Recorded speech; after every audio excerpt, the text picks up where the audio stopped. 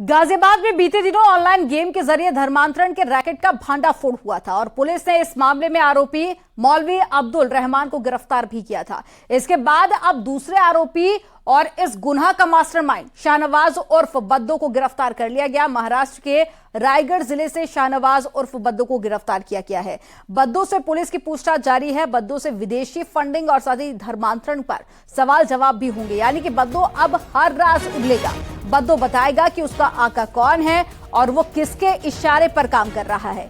Ghaziabad police, Mumbai police और साथ ही अलीबाग की पुलिस ने मिलकर बद्दो को खोज निकाला। शाहनवाज खान उर्फ बद्दो की तलाश यूपी पुलिस के साथ साथ मुंबई की पुलिस भी कर रही थी। पुलिस आज आरोपी बद्दो को कोर्ट में पेश करेगी।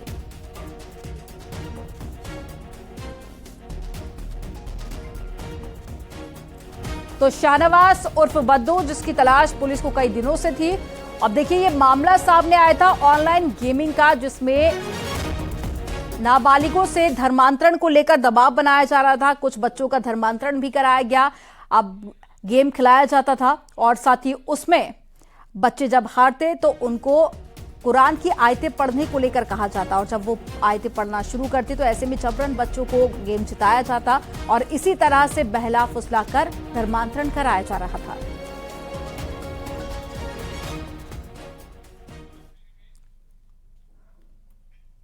ऑनलाइन गेमिंग के जरिए धर्मांतरण के मास्टरमाइंड शाहनवाज बद्दो को पुलिस ने गिरफ्तार कर लिया। अब पुलिस बद्दो से धर्मांतरण के विदेशी फंडिंग का राज उगलवाएगी, क्योंकि पुलिस को बद्दो के खाते में काफी कुछ गड़बड़ मिला है। क्या है ये पूरा मामला, एक रिपोर्ट के जरिए आपको बताते हैं।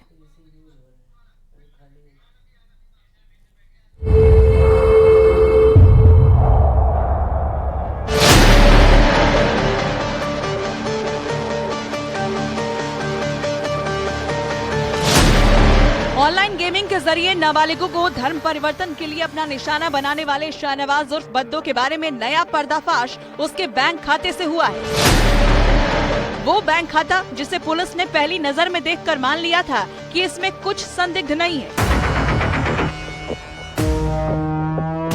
लेकिन पुलिस की टीम तब हैरान रह गई जब उसकी नजर बैंक खाते की डिटेल पर पड़ी। पुलिस को बद्दो के बैंक खाते से जुड़ी एक बड़ी लीड मिली है। सूत्रों के मुताबिक पुलिस को पता चला है कि बद्दो के बैंक खाते से जुड़े ऐसे 30 संदिग्ध बैंक खाते हैं जिनमें विदेशी फंडिंग की गई है। इस जानकारी को पुख्ता करने के लिए पुलिस अब उन सभी 30 बैंक खातों को खंगाल रही है, क्योंकि अब इन्हीं 30 बैंक खातों में विदेशी फंडिंग के राज दफन है।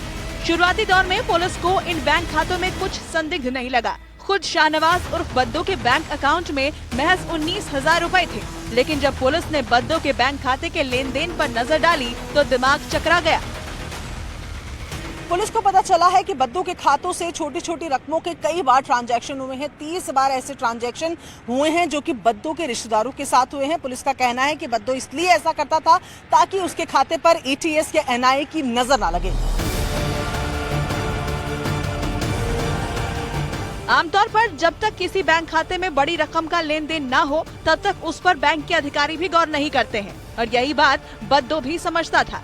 इसलिए शायद वो विदेशी फंडिंग के लिए अपने रिश्तेदारों के 30 खातों का इस्तेमाल करता था और जांच एजेंसियों की आंखों में धूल झोंकने के लिए अपने खाते में मामूली रकम ही रखता था। इसलिए जब पुलिस ने उसके बैंक अकाउंट को खंगाला तो उसमें 19,000 रुपए को देखकर पुलिस को सब कुछ ठीक लगा, लेकिन बैंक खाते को बारीकी से देखने पर बद्दो के शातिर दिमाग का पता पुलिस को चल गया।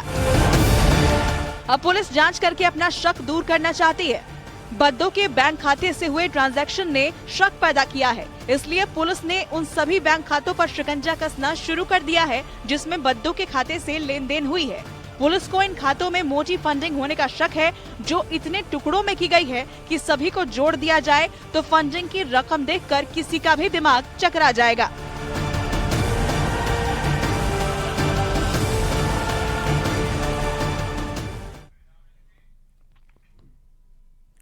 और बीजेपी नेता राम कदम ने इसको लेकर एनसीपी पर निशाना साधा। उन्होंने आरोप लगाया कि एनसीपी के नेता तुष्टीकरण की राजनीति करने में जुटे हुए हैं। आपको बता दें कि एनसीपी ने गेमिंग ऐप में धर्मांतरण पर सवाल खड़े किए थे।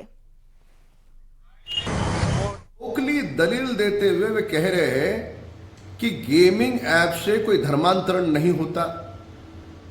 क्या इसके पूर्व जो गेमिंग ऐप थे, पबजी हो या अन्य कोई ऐप हो,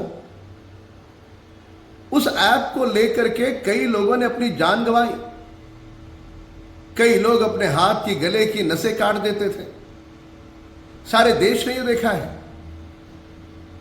ये पता होने के बावजूद भी राष्ट्रवादी दल के नेता की ओर से जो खोखली दलील आती है वह यह दर्शाती है कि चुनावी राजनीति के लिए वे तुष्टीकरण की राजनीति को आगे बढ़ा रहे हैं।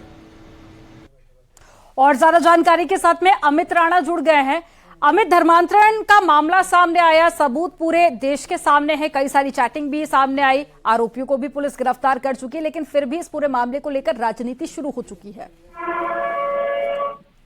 जिस तरीके से पूरा मामला आया था, गेमिंग ऐप के जरिए ही जो बच्चों को धर्मांतरण किया जाता था, नाबालिग जो छात्र हैं उनका धर्मांतरण किया गया था। हालांकि शुरुआती दौर में सिर्फ 4 ही छात्र सामने आए थे, लेकिन धीरे धीरे इसके तार 5 अलग अलग स्थितों से जुड़े। इतना ही नहीं, तकरीबन 400 से लेकर 500 लोगों के धर्मांतरण की बात सामने आई थी। हालांकि इसमें जो मुख्य आरोपी था शहनवाज और बच्चों, उसको भी गिरफ्तार कर लिया गया है कल मुंबई के अलीबाग से, जहां पर वो समुद्र किनारे एक उसमें रह रहा था। उसके साथ उसके भाई को पकड़ रहा है। बड़ी चीज ये निकल कर आई है, बिलाल फिलिप का एक नाम आया है। बिलाल फिलिप वही कट्टरपंथी नेता है जो कि जाकिर के साथ रहा करता था, जो इस्लाम की तरफ बच्चों को धकेला करता था। इतना ही नहीं, हालांकि बेशक इस पर राजनीति की जा रही है, राजनीति की रोटियां सेकी जा रही है, लेकिन बड़ा सवाल ये खड़ा होता है कि छोटे बच्चों को इस तरीके से बहलाया फुसलाया जाता था। जो चैट सामने उस चैट में भी कहा गया था, बच्चों की तरफ से बच्चों को ये ऑफर दिया गया था कि वो उन्हें दुबई घुमाने के लिए जाएगा, जिसमें कि उन बच्चों का कोई खर्चा नहीं है, आना जाना रहना खाना पीना सब उसकी तरफ से होगा। इसके अलावा भी जो चैट वायरल हुई है उस चैट में ये भी बताया गया है कि अगर आपसे जुम्मे की नमाज छूट जाती है, मतलब कि शुक्रवार की नमाज छूट जाती है, तो आपको नमाज किस तरीके से पढ़नी है। या संजय नगर की जिस मस्जिद में एक साथ जाता था, 5 वक्त की नमाज पढ़ता था, तो आपको घर से क्या बहाना बनाना है, क्या बहाने बनाने के बाद आप घर से बाहर निकलेंगे। मसलन वो बच्चा जब घर से निकलता था तो घर पे ये कहा जाता कि वो जिम करने के लिए जा रहा है। 5 वक्त की नमाज वो पढ़ा करता था। 5 बार जब उसके पिता को पता चला कि 5 टाइम मेरा बच्चा जिम के लिए जा रहा है, तो जब उन्होंने उसका पीछा किया तो तब जो हकीकत है वो सामने आई। उसके बाद उसके लैपटॉप कहाँ ले गए। बिल्कुल अमित, कई सारे सबूत पुलिस के हाथ लग चुके हैं, लेकिन इंतजार अब ये कि अब जब पूछताछ होगी बद्दों से तो आखिर क्या खुलासे होते। तमाम जानकारी साझा करने के लिए बहुत शुक्रिया आपका।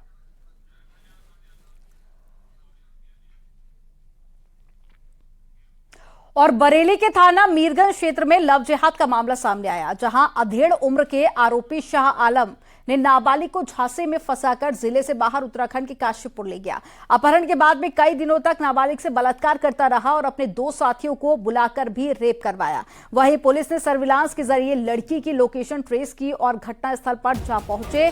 बदहवास हालत में मिली किशोरी मेडिकल उपचार के लिए भेज दी गई और पुलिस ने 3 आरोपियों को गिरफ्तार कर लिया। देखिए, थाना मीरगंज में इस तरह की घटना हुई है जिसमें एक युवती का अपहरण करने की बात सामने आई थी। उसमें धारा 363-66 में मुकदमा किया गया था। युवती को बरामद कर लिया गया, अभियुक्त को गिरफ्तार करके जेल भेज दिया गया।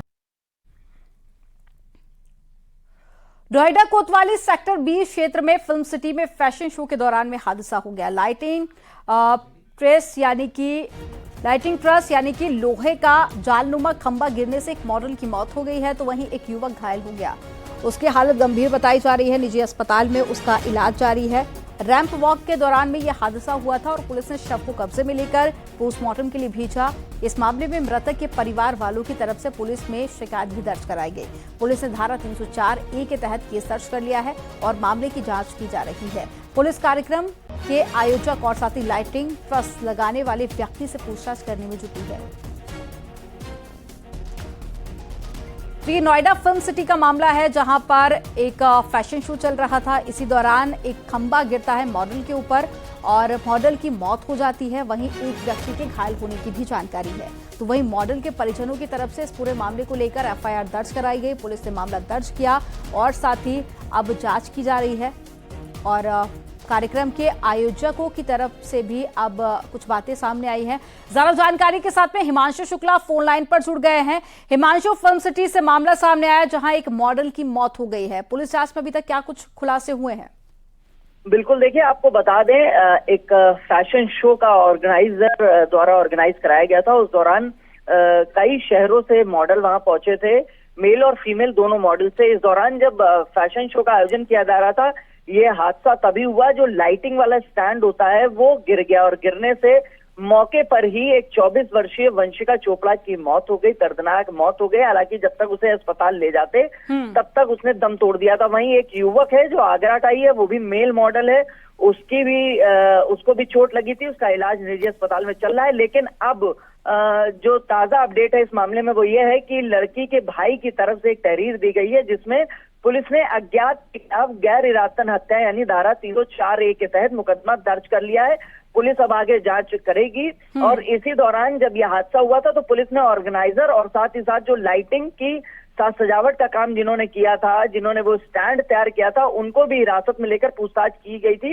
लेकिन फिलहाल अब मुकदमा दर्ज कर लिया है, अब तेजी से और जांच की जाएगी और आगे की तो कार्रवाई की बात लापरवाही कही जा और रही है। प्लानिंग दोनों ही एंगल से जांच की जा रही है। तमाम जानकारी साझा करने के लिए बहुत शुक्रिया हिमांशु आपका।